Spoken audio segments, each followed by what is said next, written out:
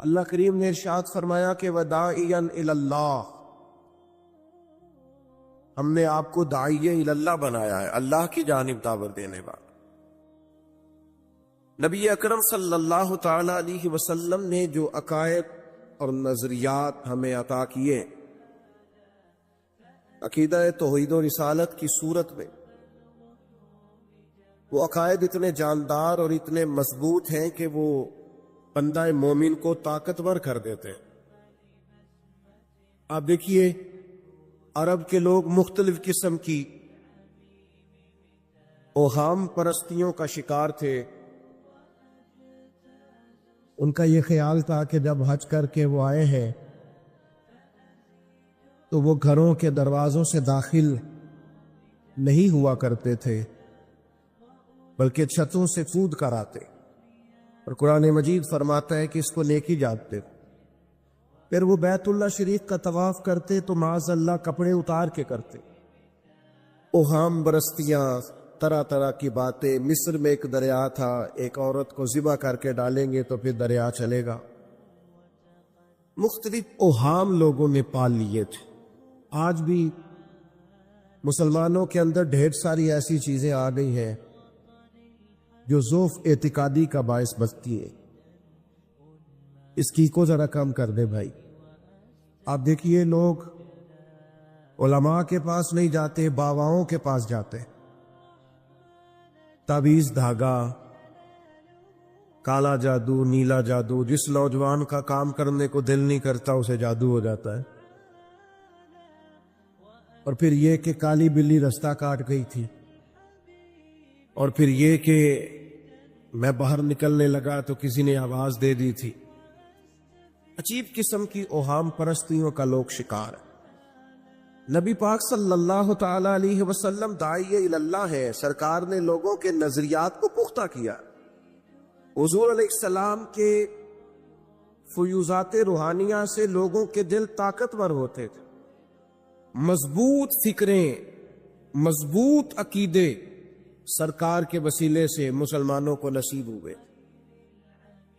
ہم جیسے جیسے دیکھیں نا تصوف اور طریق، میں آپ کو عرض کروں، صوفیہ کرام کا اصل موضوع عقیدہ توحید ہے، اصل موضوع ان کا۔ یہ وہ لوگ ہیں جو لوگوں کو صحیح معنوں میں توکل کا، صبر کا، شکر کا، قناعت کا، رجوع اللہ کا سبق دیتے ہیں۔ اصل موضوع ان کا ہے۔ لیکن اب چونکہ صوفیہ کی جماعت میں وہ لوگ اللہ ماشاءاللہ خال خال رہ گئے، اور پھر یہ کہ بیٹھ گئے تعویذ دھاگے دینے والے، زاغوں کے تصرف میں عقابوں کے نشیمن، نتیجہ اس کا بڑا خطرناک برآمد ہوتا ہے۔ مضبوط فکریں، کبھی آپ اس روایت کو دیکھیں اور یاد کر لینا تو یہ بڑا نفع دیتی ہے۔ نبی کریم علیہ السلام نے حضرت عبداللہ ابن عباس رضی اللہ تعالیٰ عنہ سے فرمایا، عبداللہ، ساری دنیا مل کے تیرا بھلا کرنا چاہے کر نہیں سکتی جب تک رب نہ چاہے، اور فرمایا سارے دنیا دار مل کے تیرا کچھ بگاڑنا چاہے بگاڑ نہیں سکتے جب تک رب نہ چھوڑ دے بیٹا، جب تک اللہ نہ چاہے۔ تو پھر رجوع تو اللہ کی جانب کرنا چاہیے۔ نبی اکرم صلی اللہ تعالی علیہ وسلم نے اپنی امت کو توانائی اس بات سے دی کہ اللہ ہمارے ساتھ ہے۔ آپ دیکھیے فکری تندرستی کتنی زیادہ ہے کہ 1000 کے مقابلے میں 313 لوگ ہیں، نہ اسلحہ پورا ہے، نہ گھوڑے پورے ہیں، نہ خوراک پوری ہے، لیکن وہ میدانوں میں اس طرح لڑے ہیں کہ 1000 کو بھاگنے پر مجبور کر دیا۔ وہ ابو جہل نے جب کہا نا جاسوسوں سے کہ جاؤ پتہ کر کے آؤ، تو انہوں نے آ کے کہا وہ تو 313 لوگ ہیں، بچے بھی ہیں، بوڑھے بھی ہیں، چیز کوئی نہیں پاس۔ تو ابو جہل کہنے لگا پھر تو انہیں گھوڑوں کی پشتوں پر باندھ کے مکے لے جائیں گے، وہاں جا کے دیکھیں گے کیا کرنا ہے۔ تو جاسوس کہنے لگا سردار اگلی بات بھی سننا، ہے تو 313 لیکن جان ہتھیلی پہ رکھ کے آئے۔ جس کے خیمے کے پاس سے گزرے ہیں شہادت کی دعا مانگتے دیکھا ہے۔ ان کی آنکھوں سے چمکتی ہوئی روشنی، اور ان کے لفظوں سے پھوٹتا ہوا ولولہ، اور ان کی آوازوں سے نکلتا ہوا دبدبا، اسی جگہ بھی انہیں کمزور نہیں ہونے دیتا۔ ان کے اندر کہیں بھی کوئی کمزوری نہیں آنے دیتا. غریبی کا نام لے کے سارا سارا دن پریشان ہونا، غریبی کا نام لے کے اپنے آپ کو مظلوم ثابت کر کے لوگوں کو مدد پر اکسانا بندہ مومن کا یہ طریقہ نہیں ہے. اپنی توجہ اللہ کی جانب کرے، نبی رحمت علیہ السلام کی بارگاہ میں استغاثہ پیش کرے. لیکن دنیا داروں کو مائل کرنا، لوگوں کی جیبوں کی طرف دیکھنا، یہ مومن کی شان گردن کو جھکا دیتا ہے خیرات کا پتھر. جہاں میں مانگنے والوں کے سر کبھی اونچے نہیں ہوتے، اور غیرت ہے بڑی چیز جہان تگو دو میں. بھائی آپ طاقتور بنے. دیکھیں نا، ایک نوجوان نے آ کے حضور کی بارگاہ عالی مرتبت میں عرض کیا تھا، یا رسول اللہ صلی اللہ علیہ وسلم غریب ہوں، کچھ دیجئے. تو حضرت جابر ابن عبداللہ رضی اللہ تعالیٰ عنہ فرماتے ہیں، ہم نے حضور سے بڑا کچھ سنا، یہ لفظ نہیں، لفظ لا، یعنی میرے پاس نہیں ہے، یہ ہم نے حضور سے سنا ہی نہیں. ایسا کوئی محبوب کہیں ہوگا نہ کہیں ہے، بیٹھا ہے چٹائی پہ مگر عرش نشیں ہے، اور ملتا نہیں کونین کو کیا کیا تیرے در سے، بس ایک لفظ نہیں ہے جو تیرے لب پہ نہیں ہے. اور یہ فاضل بریلوی رحمت اللہ علیہ کا انداز بھی دیکھیے، کہتے ہیں واہ کیا جود و کرم ہے شہ بطحا تیرا. اور یہ ذرا دیکھیے شعری ذوق دیکھیے، واہ کیا جود و کرم ہے شہ بطحا تیرا، نہیں سنتا ہی نہیں. کیا انداز ہے. اب یہ کیسی زبان ہے اور کیسا یہ محاورے کا استعمال ہے، جو شعری ذوق رکھتے ہیں وہ سمجھے. کہتے ہیں نہیں سنتا ہی نہیں، کون؟ مانگنے والا تیرا. یا رسول اللہ آپ سے مانگنے والا نہیں سنتا، حضور عطا کرتے. اور ایک جگہ پہ فرماتے ہیں، میرے کریم سے کر قطرہ کسی نے مانگا، دریا بہا دیے ہیں دربے بہا دیے ہیں. حضور تو دیتے، پر نوجوان نے جب آ کے عرض کی نا، یا رسول اللہ صلی اللہ علیہ وسلم کچھ دیجئے، وہ جوان ہو، چڑھتی جوانی ہو، اور پھر وہ سوال کرے. ہمارے ساتھ ایک دوست پڑھا کرتا تھا، یہ 3 مہینے کی چھٹیاں ہوتی تھی تو وہ مستریوں کے ساتھ مزدور لگ جاتا. ہم نے اسے کہا، یار تو 9th 10th کے اندر مزدوری کرنے جانا، تو کہندا سی یار میں قد میرا ایڈا بٹا ہے، ابا جی کو مانگ دیا شرم ہو. یہ سوچ نوجوانوں میں پیدا ہونی ضروری ہے. اب میں ابا جی سے مانگوں، یہ تو دینا چاہیے. اس نے آ کے عرض کی، یا رسول اللہ صلی اللہ علیہ وسلم کچھ دیجئے. تو حضور فرمانے لگے، تیرے پاس کچھ بھی نہیں؟ اس نے کہا، ایک پیالہ ہے میرے پاس گھر میں اور ایک کمبل ہے. اتنا غریب بندہ ہے کوئی محفل میں جس کے گھر میں ایک ہی پیالہ ہو، ایک ہی کمبل ہو؟ کوئی بھی نہیں اتنے بڑے مجمع میں. لیکن اگر کوئی ہماری غریبی کا رونا پوچھے تو میرا خیال ہے ہر تیسرا بندہ دوسرا بندہ غریب ہے، اور بڑا ہی غریب ہے. ایک پیالہ ایک کمبل. کریم نے فرمایا لے کے آؤ. وہ لائے تو محبوب فرمانے لگے، کون خریدے گا؟ ایک نے کہا 1 دینار، ایک نے کہا 2 دینار. محبوب نے بولی لگوا دی، 2 دینار کا بیچ دیا. فرمایا جا 1 دینار کی روٹی لے جا. یہ نوجوانوں کو فکر دی کہ وہ انویسٹمنٹ میں تم نے ذات سے اپنے گھر سے لینی ہے. وہ 10-15 ہزار کا ٹھیلا بھی کسی سے نہیں کہنا تو لگا کے دے. جاؤ 1 دینار کا کھانا لے جاؤ، 1 دینار کا کلاڑا خرید کے لاؤ. صحابہ فرماتے ہیں وہ کلاڑا لایا، پر نصیب دیکھو اس کلاڑے میں دستہ نبی کریم نے اپنے دستے مبارک سے لگایا. فرمایا جا جنگل میں جا کے لکڑیاں کاٹ اور بیچ، کھا بھی اور کھلا بھی، پی بھی اور پلا بھی، 10 دن مجھے نظر نہ آنا. وہ یارو یہ کیا بات ہوئی؟ مایوس رہنا، کمزور رہنا، فلانے نے میرے ساتھ تعاون نہیں کیا تو میں پیچھے رہ گیا، فلانے نے ہاتھ نہیں پکڑا. تو اپنی دنیا آپ پیدا کر، اگر زندوں میں خود جدوجہد کر، میدان میں اتر، ہمت کر. حضرت حسن بصری رحمت اللہ علیہ کے پاس ایک نوجوان نے آ کے عرض کی، حضور بس آج کے بعد میں نے کام نہیں کرنا. فرمایا تمہیں کیا ہوا ہے؟ کہنے لگا آج میں نے عجیب منظر دیکھا ہے. میں نے دیکھا ہے کہ ایک شیر نے شکار کیا بکرے کا، آدھا کھایا ہے، آدھا منہ میں پکڑ کے پہاڑی پہ چڑھ گیا۔ وہاں ایک نابینا لومڑی بیٹھی تھی، باقی کا اس نے اسے کھلایا ہے۔ تو حضور میں یہ سمجھ گیا ہوں کہ جو رب اس نابینا لومڑی کے لیے بندوبست کرتا ہے میرے لیے بھی کرے گا، لہذا میں نے کام نہیں کرنا۔ حضرت حسن بصری بڑا مسکرائے، فرمانے لگے کہانی میں کردار تو نے دو دیکھے، ایک شیر ایک لومڑی۔ فرمانے لگے کیا بات ہے تیری، تو نے لومڑی بننے کا پروگرام بنایا، شیر بننے کا کیوں نہیں بنایا؟ تو شیر بننا، شکار کر، خود بھی کھا دوسروں کو بھی کھلا۔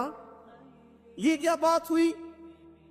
امت کے جوان فائلیں لیے دفتروں کے چکر لگاتے اور اپنی بغل میں کاغذات لیے امبیسیوں کے پھیرے کاٹتے اور ایجنٹوں سے سوال کرتے کہ مجھے ملک سے باہر جانا ہے، کیا طریقہ ہے؟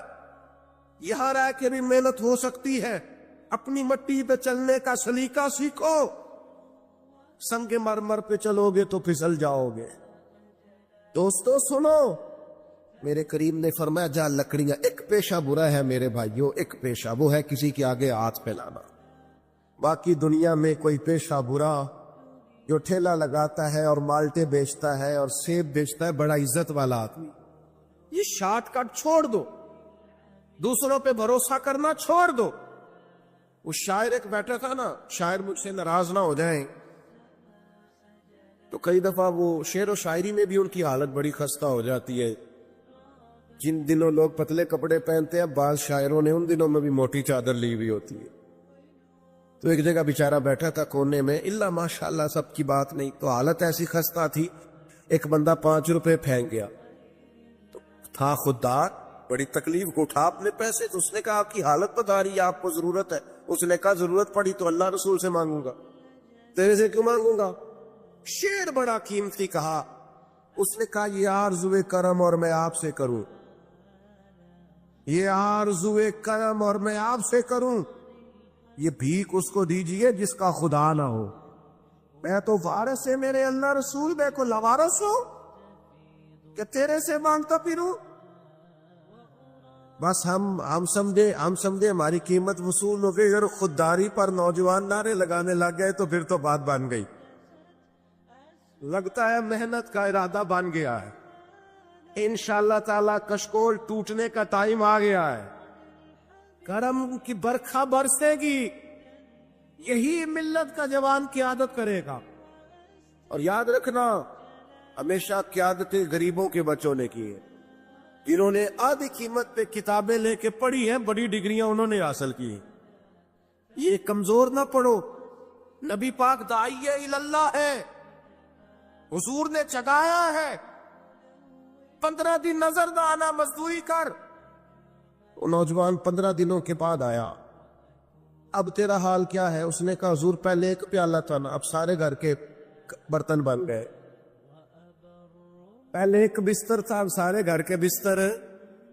اور نوجوانوں، ہم نے سہارا بننا ہے، ماں سے کہنا ہے اب تو نے آنسو نہیں بہانے، تیرا پتر بڑا ہو گیا ہے، بہن سے کہنا ہے اب تو کبھی پریشان نہیں ہوگی، تیرا بھائی بڑا ہو گیا ہے، بوڑھے باپ کے پاس بیٹھ کے کہنا ابا جی بس اب آنسو پوچھ دو، آج کے بعد پریشان نہیں ہونا، پتر جوان ہے۔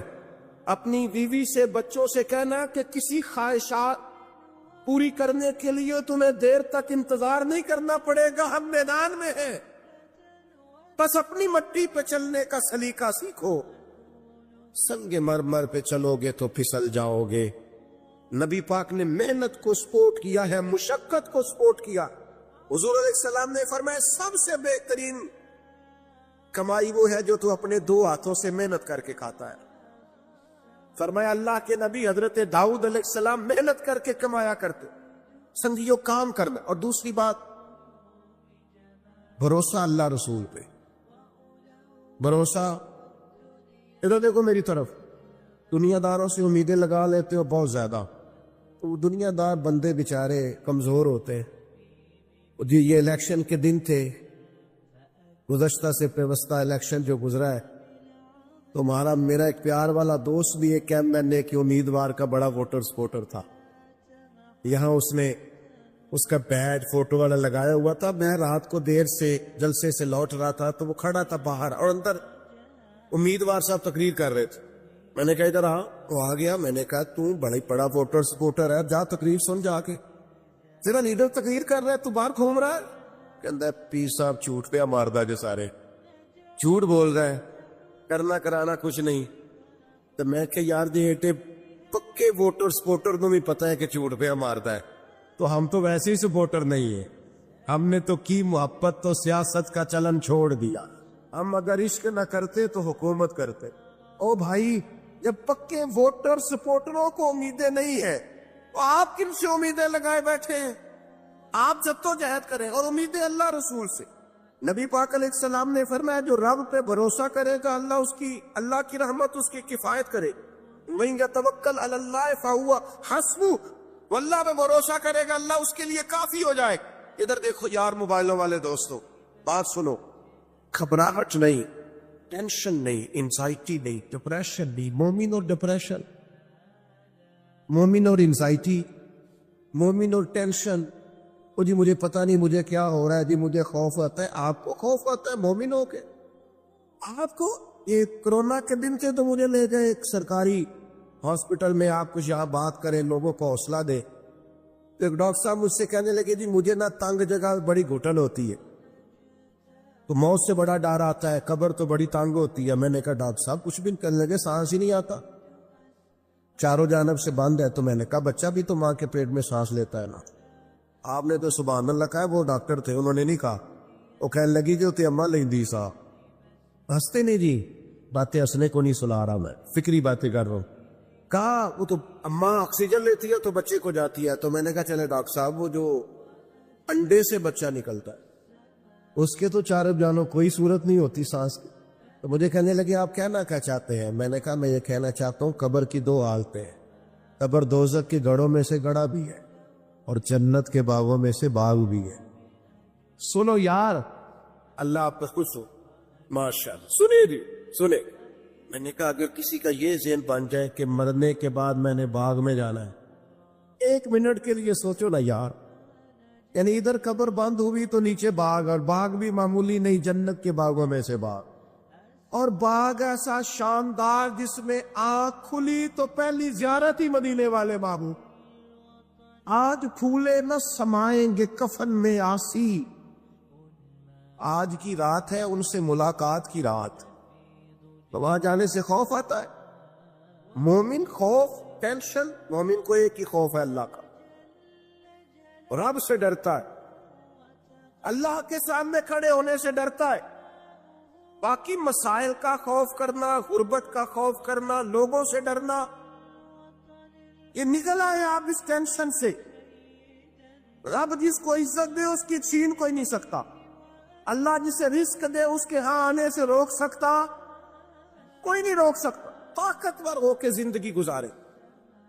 نبی کریم علیہ السلام نے اپنے امتیوں کو مضبوط فکریں دی, توانائیاں دی ہیں. آپ غور کریں نا, حضور ایک جنگ سے واپس لوٹ رہے تھے, صحابہ بھی ساتھ تھے.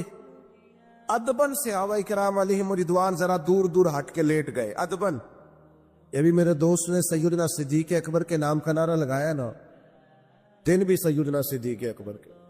بس میں اس وقت عنوان ان کا نہیں ہے, اتنی بات کرتا ہوں کہ دنیا میں ایک فلسفہ بیان ہوتا ہے کہ جو زیادہ قریب رہتے ہیں وہ زیادہ ادب نہیں کرتے, اور یہ کوئی غلط بات نہیں, ایسا ہوتا ہے اکثر.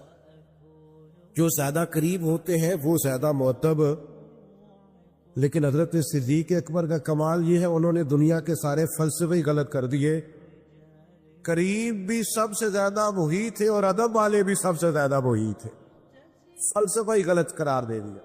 لوگوں کو بتایا کہ محبت رسول کی باری آئے تو فلسفے بدل جایا کرتے ہیں. قرب بھی سب سے زیادہ ہے اور ادب بھی سب سے زیادہ ہے. بس بیاں ہو کس زبان سے مرتبہ صدیق اکبر کا کہ محبوب خدا محبوب ہے صدیق اکبر کا, اور لٹایا راہ حق میں گھر کئی بار اس محبت سے کہ لٹ لٹ کر حسن گھر بن گیا صدیق اکبر کا. لٹ لٹ کے حسن گھر بن گیا صدیق اکبر. تو صحابہ ادبن ذرا سرکار سے تھوڑا سا سائڈ پہ ہو کے لیٹ گئے. نبی کریم علیہ السلام نے اپنی تلوار درخت کی ٹہنی سے لٹکائی اور کریم بھی آرام فرما ہوئے. اچانک ایک کافر آیا. اس نے تلوار سرکار کی نکال لی. دیکھا حضور اکیلے اور پاس اسلحہ بھی نہیں ہے, تو حضور پر تلوار تان کے کہنے لگا, اب آپ کو مجھ سے کون بچائے گا؟ نہیں, آپ زیادہ توجہ کریں بات پر.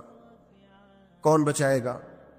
یعنی آپ یوں سمجھ لیں کہ بندہ گھر میں سویا ہوا ہو تو اچانک اسے آواز آئے کہ چھت پہ کچھ چل رہا ہے. آپ کو اپنی مثال دے رہا ہوں, آپ کو اپنے آپ کو سمجھانے کے لیے, وہاں کے لیے نہیں.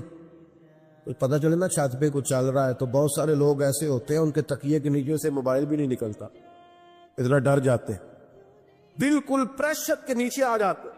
یعنی ڈاکٹر نے کہہ دیا جی آپ کی رپورٹیں بتاتی ہیں کہ مشکل ہے آپ بچیں, تو کچھ تو ڈاکٹر کی بات سن کے فوت ہو جاتے ہیں, اور کچھ کہتے ہیں تیری رپورٹیں ٹھیک ہوں گی پر ہوگا وہ جو میرا رب جائے گا. یہ طاقت سرکار نے دی ہے اپنے غلاموں کو. اس نے تلوار اٹھائی, کہنے لگا آپ کو کون بچائے گا؟ تو محبوب کے چہرے پہ اطمینان, اور وہ جو اللہ نے میرے محبوب علیہ السلام کو روک دیا ہے, محبوب اسی حالت میں زیر لب مسکرائے اور فرمایا مجھے کون بچائے گا؟ مجھے میرا اللہ بچائے گا. اس میں بڑی طاقت ہے, اس لفظ میں بڑی طاقت ہے.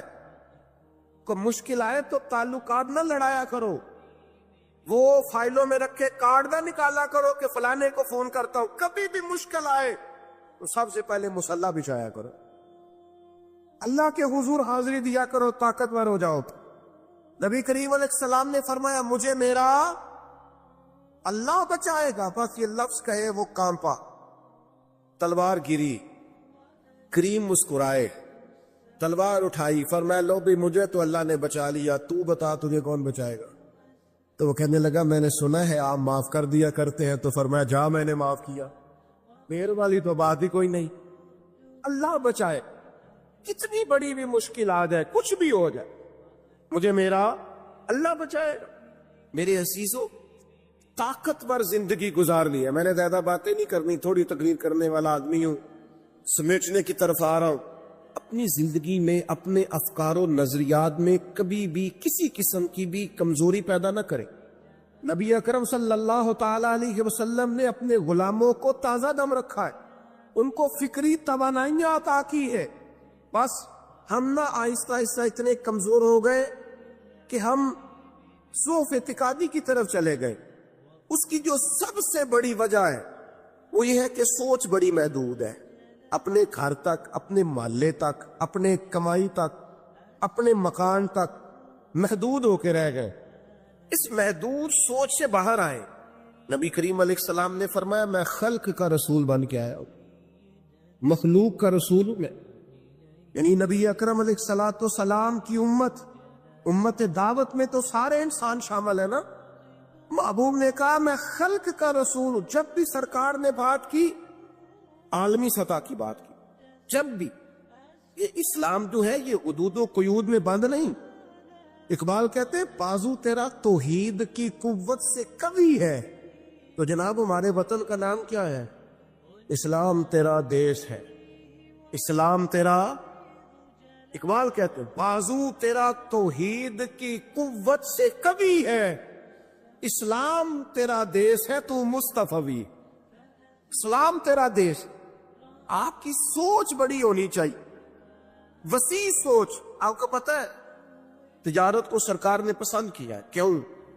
تجارت سے زیادہ مواقع, جب آپ کارخانہ لگاتے ہیں نا تو بہت سارے لوگوں کا روزگار اس سے وابستہ ہوتا ہے, اس سے وسعت پیدا ہوتی ہے سوسائٹی میں, معاشرے.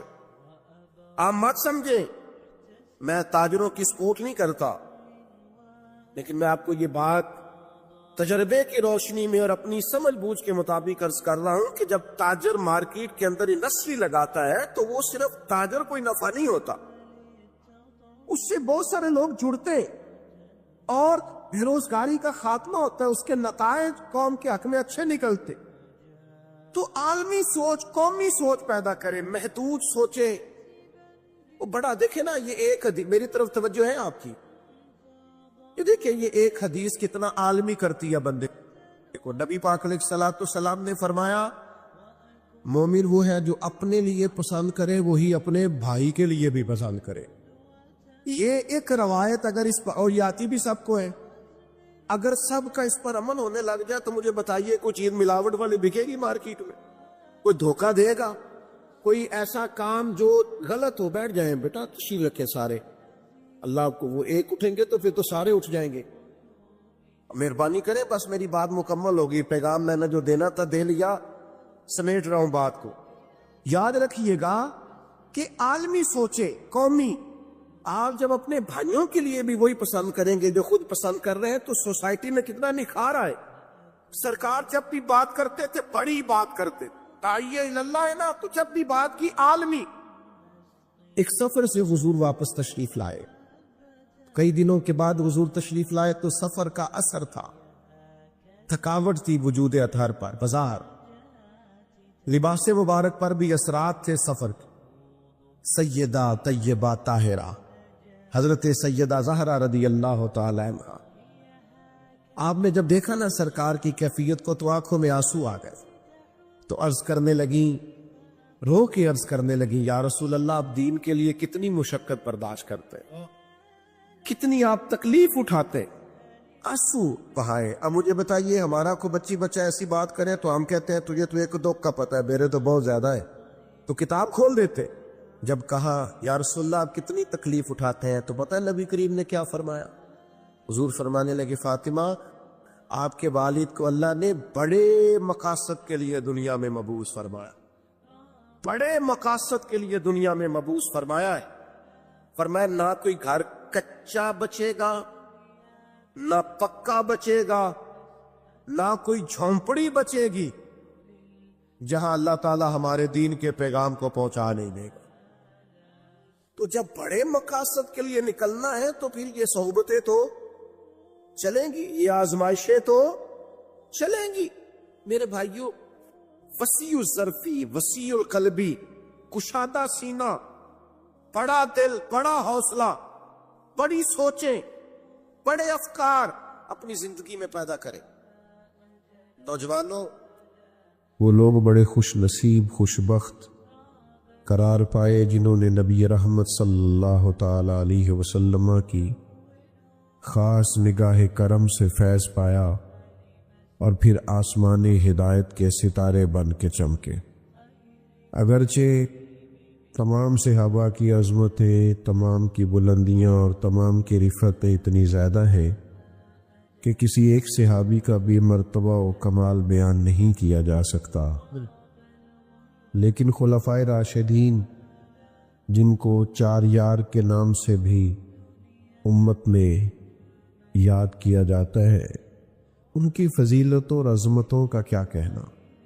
ہم نے اپنے زمانے میں بڑے لوگوں کے پروٹوکول دیکھے ہیں، لوگوں کا شہانہ اٹھنا بیٹھنا اور رہنا سہنا دیکھا ہے، اور بالخصوص وہ لوگ جو حکومت کی باغ دور سنبھالتے ہیں،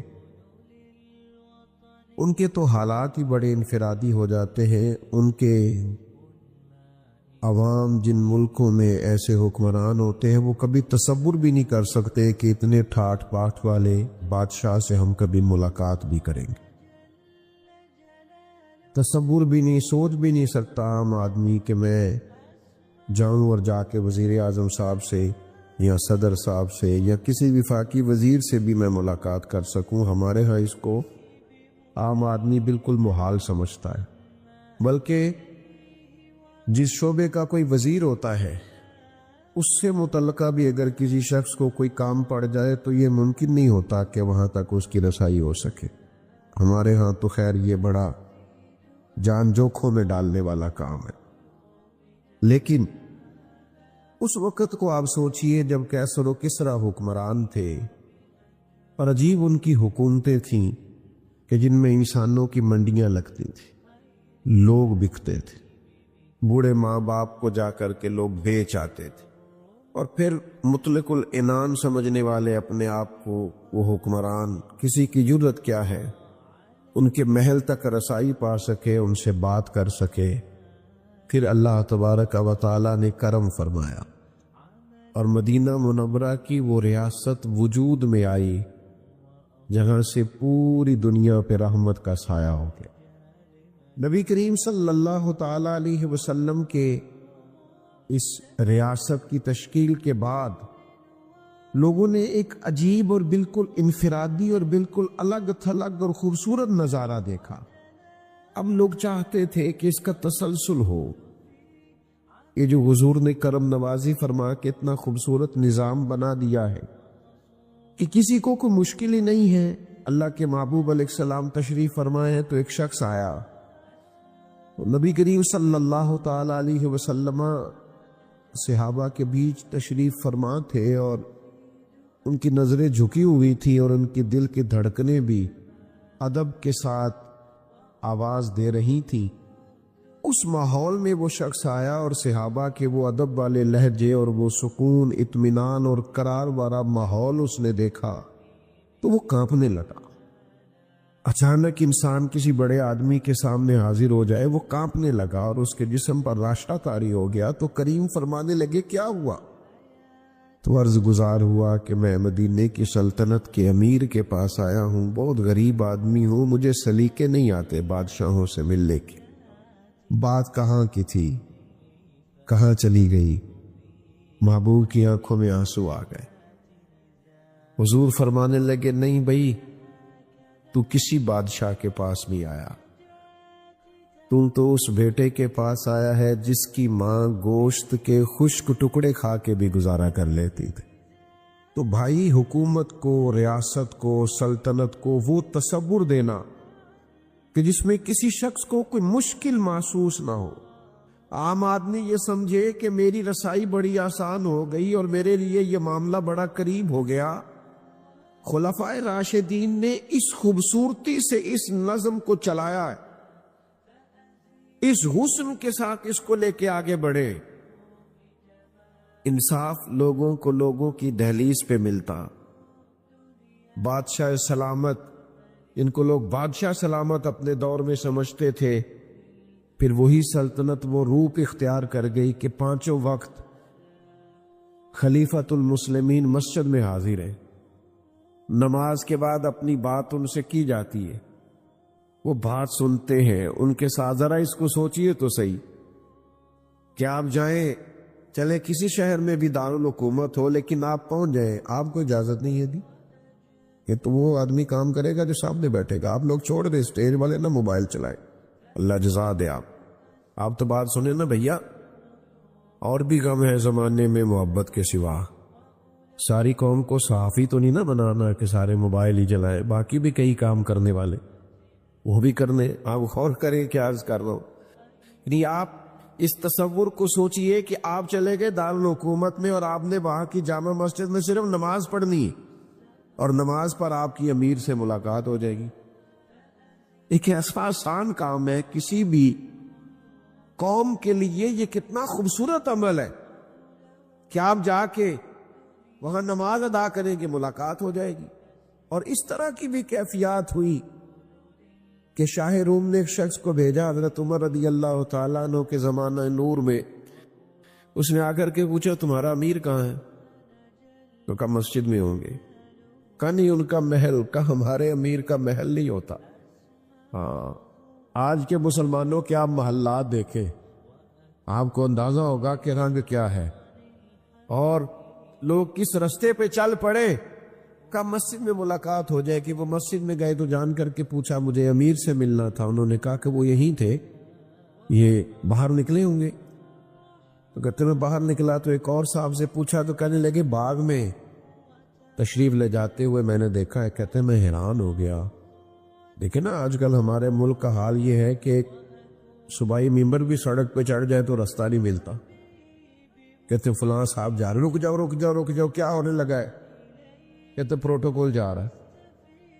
اچھا بھئی آپ پہلے گزر جائے، چونکہ آپ خادم جو ہوئے قوم کے، خادموں کو پہلے ہی گزرنا چاہیے، جو مخدوم ہیں وہ سڑکوں پہ کھڑے ہیں بیچارے پیچھے پیچھے لائنوں۔ تو امیر المومنین باغ میں، اور باغ میں بھی ایک درخت کے سائے میں مٹی کی اینٹ کا سرانہ بنائے جناب عمر آرام فرمائیں۔ تو وہ شخص کہتے ہیں جناب عمر کو وہاں لیٹے ہوئے دیکھا تو میں تڑپ گیا. میں نے کہا انصاف کر کے سوئے ہو نا, تو یہاں بھی ٹھنڈی نیند سو رہے ہو, آرام کی نیند سو رہے. خلفائے راشدین کے بارے میں اپنے تصور کو سمجھیے. یہ وہ عظیم المرتبت لوگ ہیں کہ جنہوں نے اپنے آپ کو یکساں ڈھالا ہے, اپنے اندر انقلاب برپا کیا ہے. ان کی جو فضیلتیں ہیں, ان کے جو فضائل ہیں, کمالات ہیں, وہ وراء الورا ہے. لیکن اس کمال کو بھی تو ذرا دیکھیے نا کہ حضرت ابو بکر صدیق رضی اللہ تعالی عنہ, آپ تو رئیس اعظم ہیں, مالدار ہیں, بہت بڑے تاجر ہیں, لیکن وہی جناب صدیق اکبر امیر المومنین بنے. یہاں اسی وقت گارڈ آ جاتے ہیں, اسی وقت جناب ان کے لیے اسپیشل سیکیورٹی آ جاتی ہے, اسی وقت جیسے ہی حلف برداری کی تقریب ہوتی ہے ختم, تو ساتھ ہی وہ ساری سہولیات شروع ہو جاتی ہیں جو جناب بہت بڑے بادشاہوں کو بھی میسر نہیں ہوتی, اور اس کے باوجود وہ جمہوری ہونے کا دعویٰ کر رہے ہوتے ہیں اور جمہوریت کا راگ الاپ رہے ہوتے ہیں. یہاں حال یہ ہے, اتنے بڑے مالدار ہیں جناب صدیق اکبر, لیکن خلیفہ بنے تو سر کے اوپر ٹوکرا رکھا, بازار کی طرف جا رہے ہیں. تو حضرت عمر نے کہا آپ کہاں تشریف لے جا رہے ہیں؟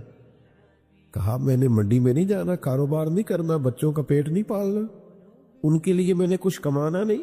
جناب کیا مطلب, آپ امیر المومنین ہیں. فرمایا وہ بات ٹھیک ہے, لیکن یہ کہ مجھے کاروبار بھی تو کرنا ہے.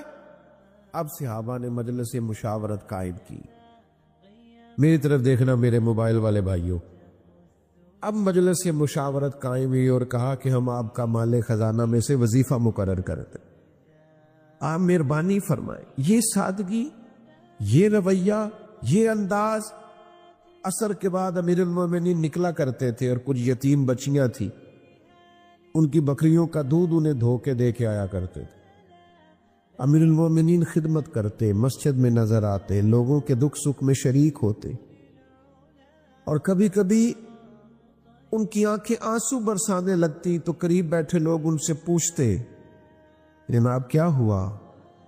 فرمانے لگے بس اسی طرح ایک دن حضور تشریف لے گئے تھے ایک رستے میں, اور پھر محبوب واپس آ گئے تھے, مجھے یاد آ گیا ہے, تو اس یاد نے مجھے رلا دیا ہے. اس امت کے سب سے پہلے صوفی کا نام بھی جناب صدیق اکبر ہی ہے. وہ معرفت کی خاص بات, آپ سمجھیے اس بات کو, وہ حقیقت پسندی کے جملے, وہ کیف, وہ سرور, وہ لذت. پتہ کیا ہے, ماحول میں نا بڑی ساری خشکی اور تلخی سی آ گئی ہے. صوفیاء کی جو محافل ہوتی تھی ان میں بڑی رونق ہوتی تھی, تازہ دم لوگ ہوتے تھے, عقائد کے پختہ, فکری توانائیوں کے ساتھ چمکتے دمکتے چہرے, اور تازگی آتی تھی محافل اور مجالس میں حاضر ہو کر. یہ ذرا ایک مجلس دیکھیے برپا ہے صحابہ کی, اس طرح مجلس برپا ہے کہ حضرت صدیق اکبر علیل ہے, امام ابو نعیم نے اس کو لکھا ہے, اور کچھ صحابہ ان کی تیمارداری کے لیے حاضر ہوئے. یہ ذرا انداز گفتگو دیکھیے. تو ایک صحابی عرض کرنے لگے حضور کسی طبیب کو بھی دکھانا تھا, آپ کی صحت ٹھیک نہیں. آج کل ہم کہتے ہیں نا ڈاکٹر کو دکھایا ہے, پھر لوگ فوراً پوچھتے کیا کہا ڈاکٹر نے. چلے خیر, آپ ایسے نہیں ہوں گے, ورنہ ایسا بھی ہوتا ہے کہ لوگ یہ پوچھنے کے فوراً بعد پھر اپنا تجربہ بھی بتاتے ہیں. کہتے میں فلانی دوائی کھا دی تھی, اور کچھ دیسی نسخہ بنا کے بھی لے آتے ہیں, اور کچھ ایسے بھی ہوتے ہیں جو کہتے ہیں تھوڑا سا کھائیں بھی میرے سامنے. وہ اللہ کے بندے, تو لے آیا ہے, تو اعتبار کر, کھایا جائے گا, ذرا انتظار کر. لیکن یہ کہ آپ کھائیں بھی, حالانکہ آپ ڈاکٹر کے پاس جاتے ہیں تو وہ سب سے پہلے آپ سے پوچھتا ہے شوگر تو نہیں, بلڈ پریشر تو نہیں, کوئی اور مرض تو نہیں. اس کی روشنی میں وہ نسخہ تجویز کرتا ہے. لیکن جو صاحب بنا کے لے آئے ہیں نا, انہوں نے کچھ بھی نہیں پوچھا, وہ کہتے بابا لے آیا ہوں, آپ کھا لیجئے. تو ڈاکٹر کو دکھایا ہے تو پھر ڈاکٹر نے کیا بتایا.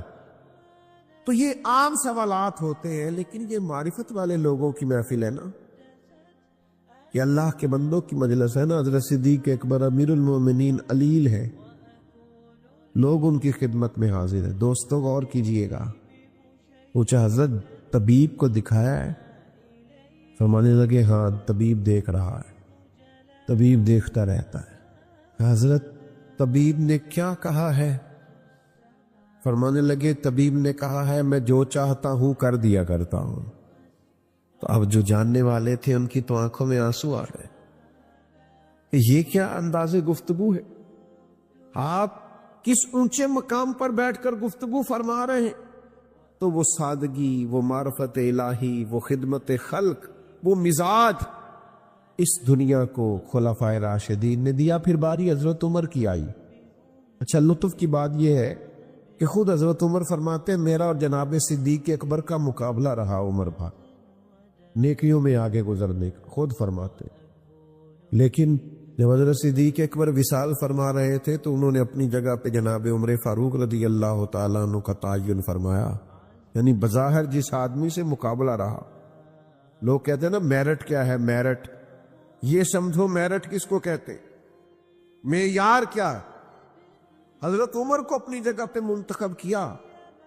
لوگوں نے کہا حضرت آپ نے جناب فاروق اعظم کا انتخاب کس لیے فرمایا؟ فرمایا اللہ کے حضور حاضر ہو رہا ہوں، رب جب پوچھے گا نا پیچھے امت کی ذمہ داری کس کی لگا کے آئے ہو، تو عرض کروں گا جو امت میں سب سے بہتر تھا اس کی ڈیوٹی لگا کے آیا۔ تو پھر جناب عمر فاروق رضی اللہ تعالیٰ انہوں نے کمال کر دیا۔ میں اکثر دوستوں سے یہ بات عرض کیا کرتا ہوں کہ حضرت صدیق اکبر نے نا سارے فتنے ختم کر کے جناب عمر کو دیے تھے۔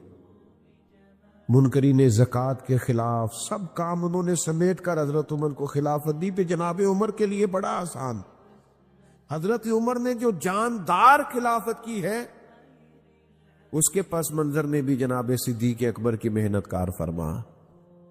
اور پھر بڑی سادگی، میں آپ کی خدمت میں ایک بات عرض کروں، یہ جو لوگ بالکل سادے ہوتے ہیں نا یہ بے نیاز سی طبیعت کے لوگ ہوتے ہیں۔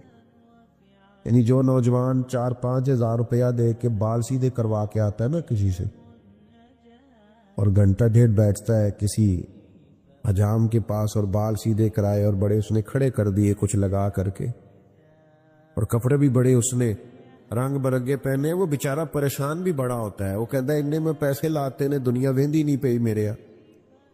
اس کا خیال ہوتا ہے ٹھہر جائیں سارے اور پہلے مجھے دیکھیں، انوکھا جو بن کے آیا ہے۔ لیکن جو بیچارہ چارہ کاٹ کے بھینسوں کو دیکھ کے آئے اسے پریشانی کوئی نہیں، بلکہ اس نے بچنا ہے فوٹو سے، کہیں پیچھے بیٹھنا ہے۔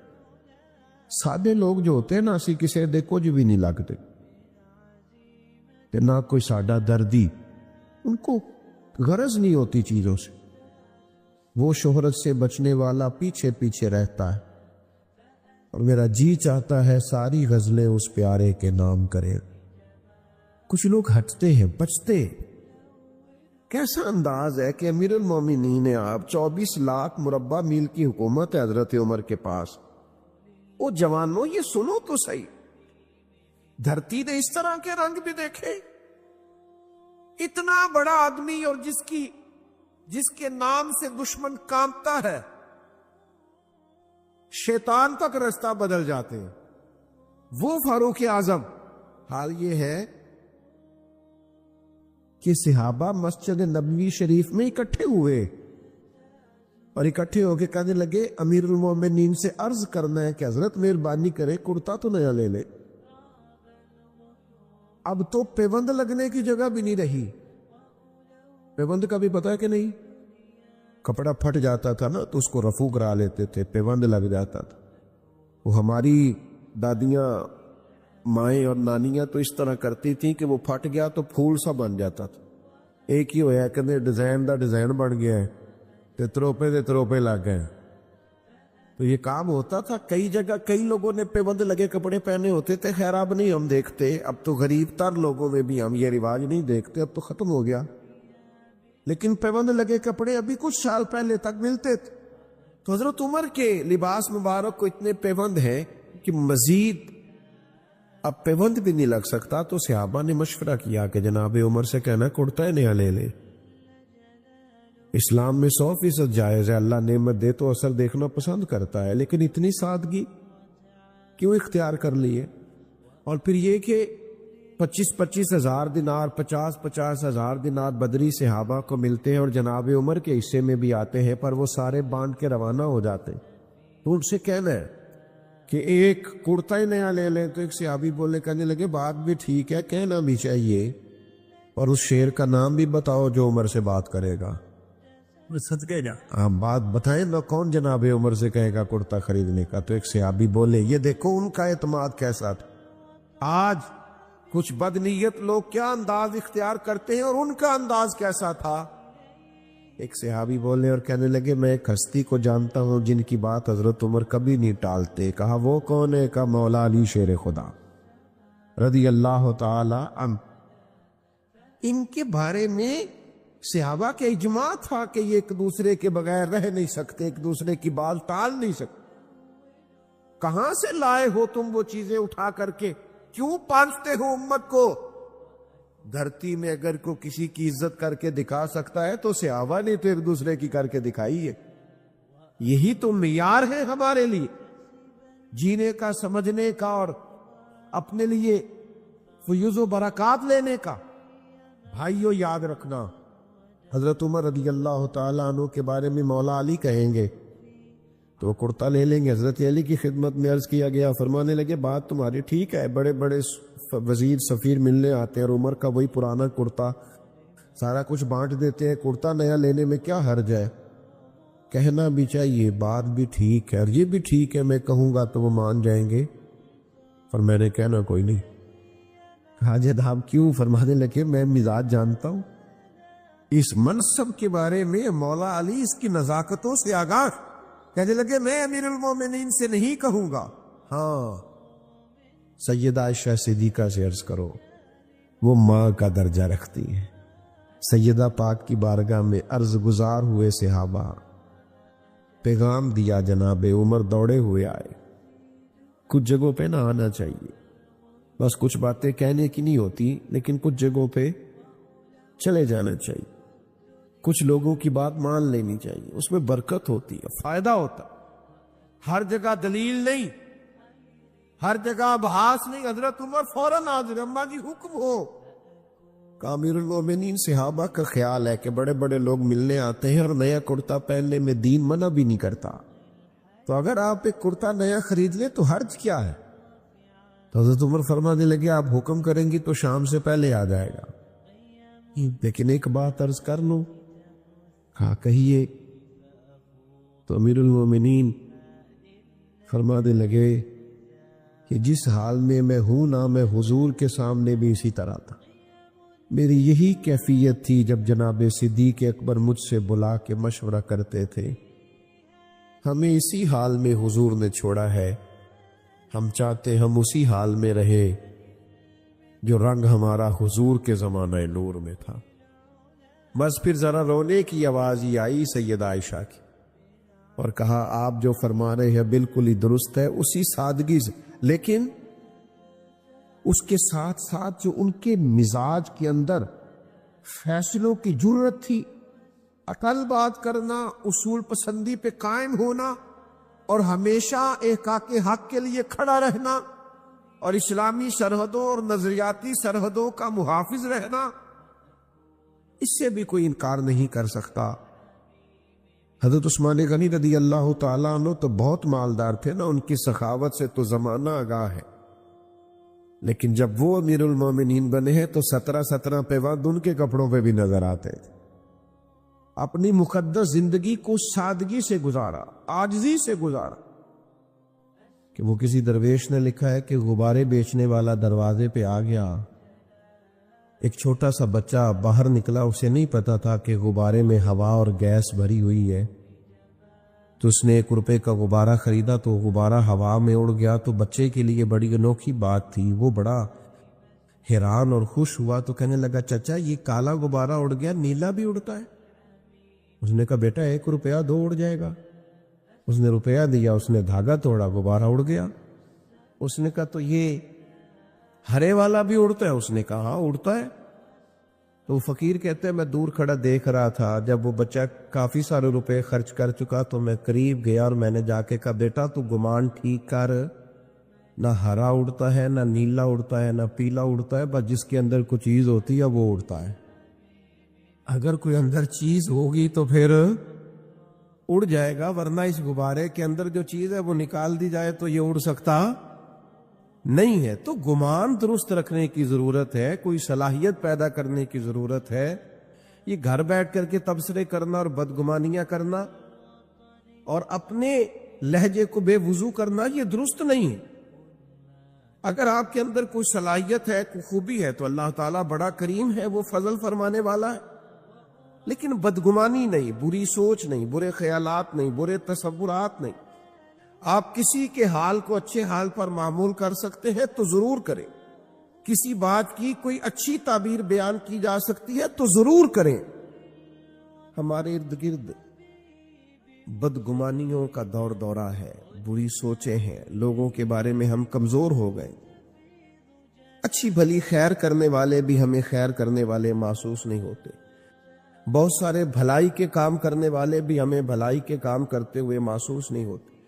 بہت سارے لوگ جن کی ظاہری کیفیت یہ ہے کہ وہ سنت اور شریعت کے پابند ہیں، ان کے بارے میں بھی ہم دھوکہ دہی کا فتویٰ دیتے ہوئے ذرا احساس پیدا نہیں کرتے۔ اچھی سوچیں، اچھے گمان، اچھے خیالات، خوبصورت تصورات، اللہ نے بڑی حسین دنیا بنائی۔ اس زمانے میں بڑے خوبصورت رنگ بھرے ہیں کریم رب نے، اس کی قدرت کے جگہ جگہ کرشمے ہیں، اس نے بڑے خوبصورت انسان بنائے ہیں، بڑے پاکیزہ لوگ مرتب فرمائے۔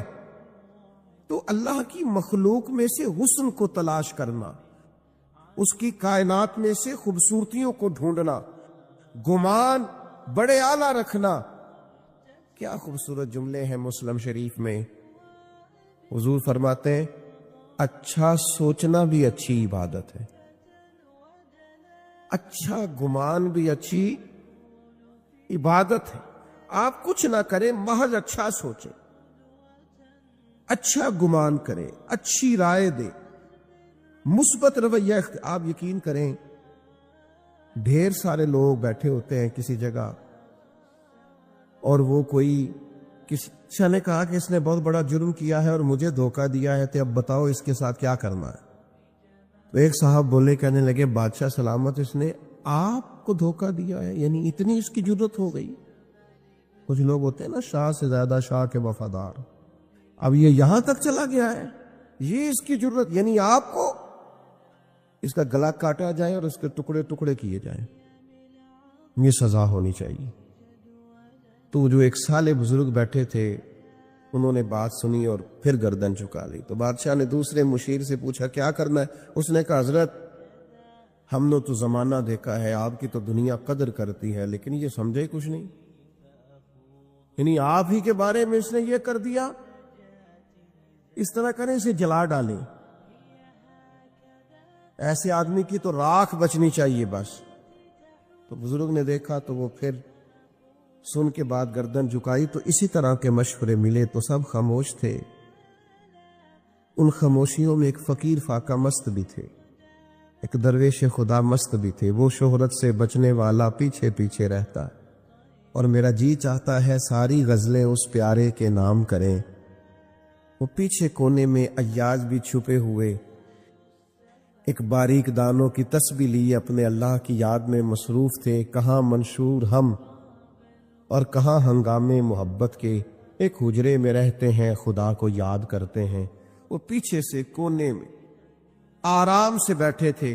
بادشاہ نے نظر جو اٹھائی، آواز جو گونجی، کہا یاد آپ بھی تو بتائیے نا کیا کرنا ہے اس کے ساتھ، اس نے ہماری نافرمانی کی ہے، ہمیں دھوکہ دینے کی کوشش کی ہے اور ہمارے اعتماد کو ٹھیس پہنچائیے، بتاؤ کیا کرے۔ تو فقیر کی جھکی ہوئی نظریں اٹھیں اور پھر ہاتھ باندھے کھڑا ہوا، کہنے لگا بادشاہ آپ کا اقبال بلند ہے، یہ بلند ہی رہے گا، عزتیں اللہ نے دی ہیں، اللہ ان میں دوام پیدا فرمائے گا۔ اس بیچارے سے غلطی ہو گئی، یہ بیچارہ بھول گیا تھا۔ انسان غلطیاں کرتے ہیں، ہم کئی بار غلطیاں کرتے ہیں، ہمارا رب ہمیں معاف کر دیتا ہے۔ چلے آپ بڑے ہیں، بڑوں کو بڑے حوصلے ہی دکھانے پڑتے ہیں، اس فقیر کی مانے تو چلو معاف کر دیں. آپ درگزر فرمائیں. وہ اپنی غلطی پر شرمندہ ہے, آئندہ نہ کرنے کا عہد کرتا ہے, چلے چھوڑ دیں, معاف کر دیں. بادشاہ اب وہ سب کی رائے کیا تھی, اور یہاں بالکل ایک عنوان ہی دوسرا آ گیا اور مضمون ہی بدل گیا اور بالکل مختلف بات ہو گئی, اور محفل جو تھی وہ رخ ہی دوسرا اختیار کر گئی. تو بادشاہ نے ان بزرگوں کی طرف دیکھا, کہا اگر آپ بچے ہیں آپ بتائیے کیا کرنا چاہیے. تو بزرگ کہنے لگے سب نے ٹھیک کہا ہے, جس کی مرضی بات کے مطابق فیصلہ کر دیں. تو بادشاہ ان بزرگوں کی بات سن کے بہت سر پٹائے, کہا یہ کیا بات ہوئی. وہ جس نے کہا کاٹ دے اس نے بھی ٹھیک کہا, جس نے کہا جلا دے اس نے بھی معاذ اللہ ٹھیک کہا ہے, اور جس نے کہا ہے کہ معاف کر دیں اس نے بھی ٹھیک کہا ہے. تو بادشاہ کہنے لگے ہر شخص اپنے ظرف کے مطابق بات کرتا ہے, ہر آدمی اپنے گمان کے مطابق بات کرتا ہے. یہ ایاز نے آپ کو کبھی بتایا نہیں, یہ سید زادہ ہے. اس نے جو بات کی ہے اپنے ظرف کے مطابق بات کی ہے. تیری نسل پاک میں ہے بچہ بچہ نور کا, تو ہے عین نور, تیرا سب گھرانہ نور کا. ان کے مزاج میں معاف کرنا ہے, ان کی طبیعت میں درگزر کرنا, ان کو سکھایا ہی معاف کرنا گیا ہے. بادشاہ جس نے جو کہا اپنے گمان کے مطابق کہا, انہوں نے جو کہا اپنی سوچ کے مطابق کہا. فقیر سے پوچھو تو وہی کر دو جو ایاز نے کہا ہے.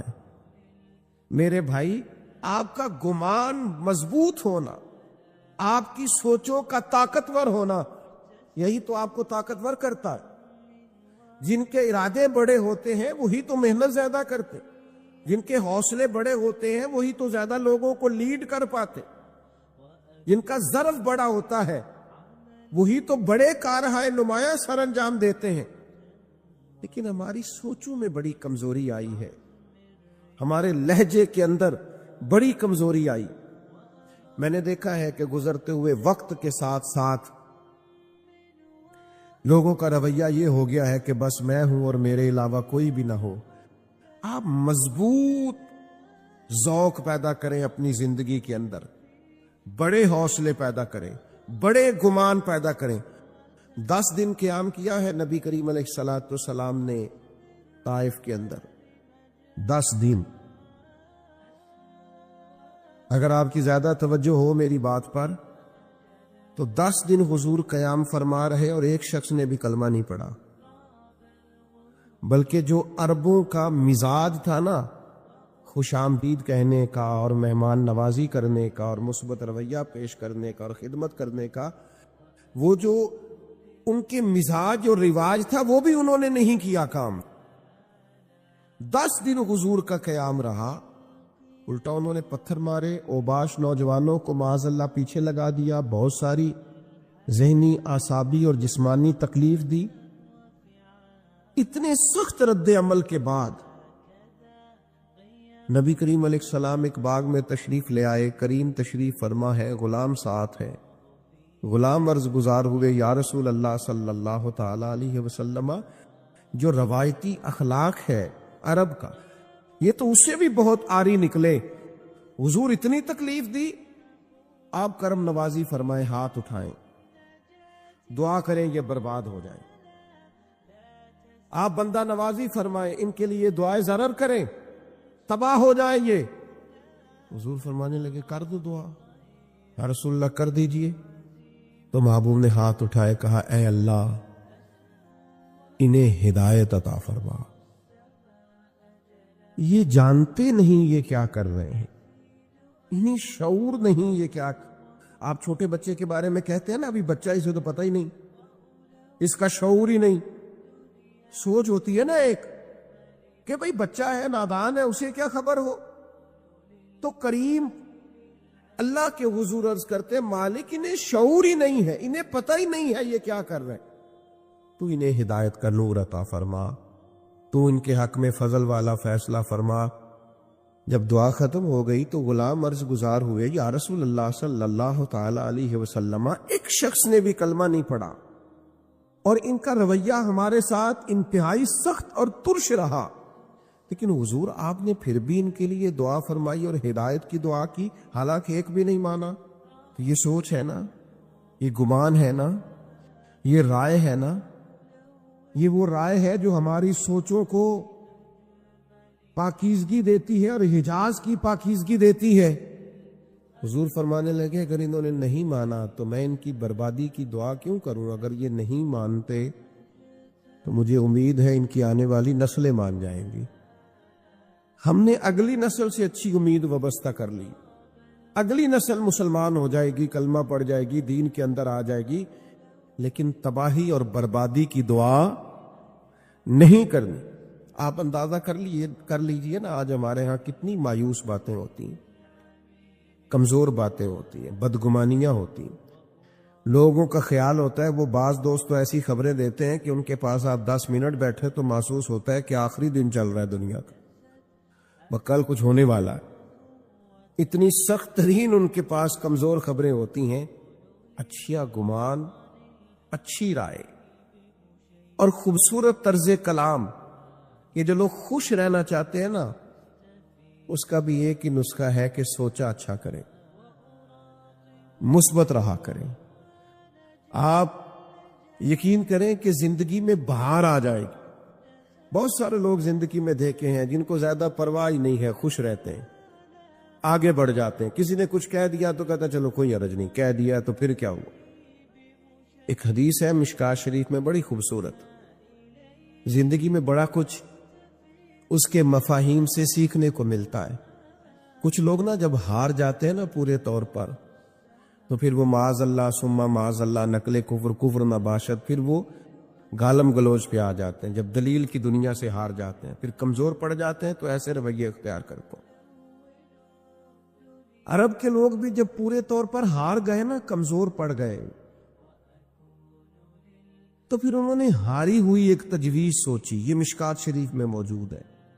انہوں نے کہا یار عجیب لوگ ہیں، ہم نبی کریم علیہ السلام کا اس میں گرامی بھی لیتے ہیں، محمد بھی کہتے ہیں صلی اللہ تعالی علیہ وسلم، اور محمد کا تو معنی ہے جس کی بار بار تعریف کی جائے۔ معاذ اللہ تعالی